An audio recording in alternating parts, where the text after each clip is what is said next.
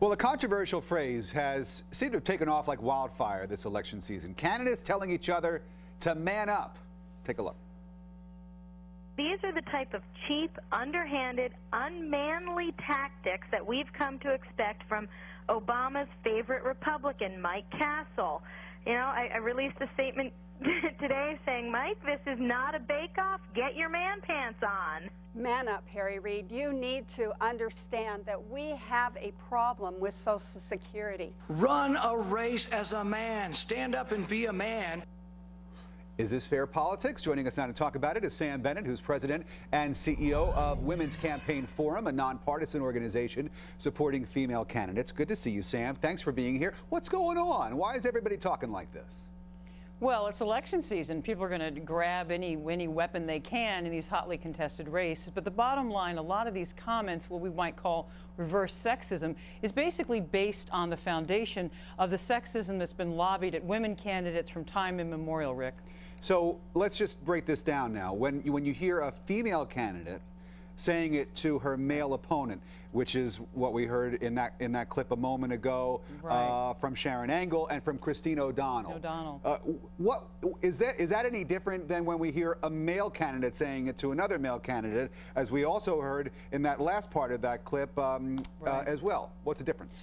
Well, our research, we have an initiative, Rick, called Name It, Change It, nameitchangeit.org, and it was based on what I experienced when I ran for U.S. Congress in 2008. And basically, the research shows that when women, even very mild sexism, Rick, comes at them, let's say focus on hair and makeup, that really dramatically impacts the votes they're going to get. Now, a woman can recover as long as she goes right to the media, right to the source and says, hey, that's sexist, knock it off.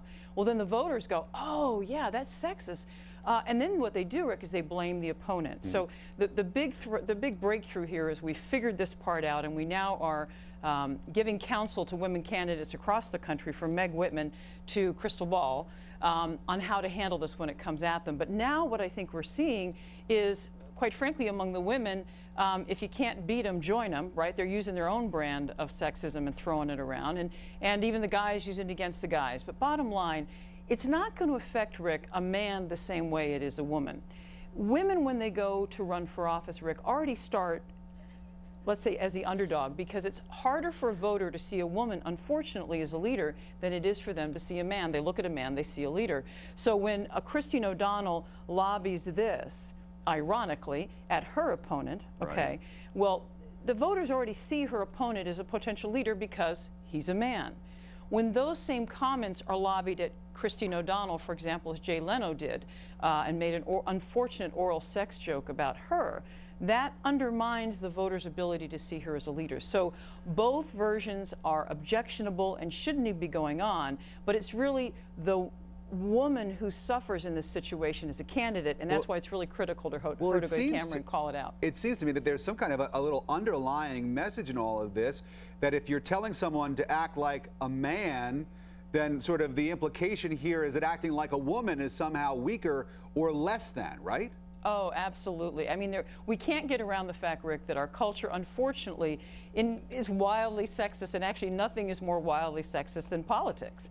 So women start, you know, one man down, to use the expression, when they run for office. So what we're seeing here, reverse sexism, you could call it, is standing on the omnipresent sexism that goes on in political races. For example, the focus on Hillary Clinton when she ran for president, right, on her hair and her makeup, all the way to the really awful misogyny, quite frankly, that came at least Senator Lisa Murkowski from Joe Miller, who called her out when he tweeted and said she was a member of the oldest profession in the world, or when Mary Landrieu was attacked for being a high-class prostitute. I have time for one more question, and I'm just interested because I know that you call yourself and your organization nonpartisan, and yet I was spending some time looking at your website today. I saw that the vast majority of candidates whom you are endorsing this coming election season are women Democrats. There are a few moderate Republicans on your list, but if you're nonpartisan, why wouldn't you just not endorse anybody at all?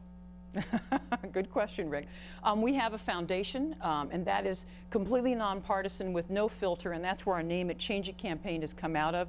So, for example, I was defending Christine O'Donnell against the Jay Leno attack Right. on Megyn Kelly's show. But on our C4 side, we have one primary litmus. We believe very deeply that it is very important for individual Americans to be able to make their own important life decisions, not the government. And so moderate Republican women fit in that mold, but more conservative Republican women, Sarah Palin, Christine O'Donnell, don't fit in that mold. A lot of our moderate Republican women, unfortunately, did not get out of the primary season this election cycle. Well, I saw that you're endorsing Robin Carnahan in Missouri, who told her opponent to man up over the issue of health care reform. So it's happening on both sides of the aisle. It's a very interesting story that caught our attention, and we're glad that you came on to talk to us about it. Sam Bennett, President and CEO of Women's Campaign Forum. Good to talk to you, Sam. My pleasure, Rick. Thank you, Rick.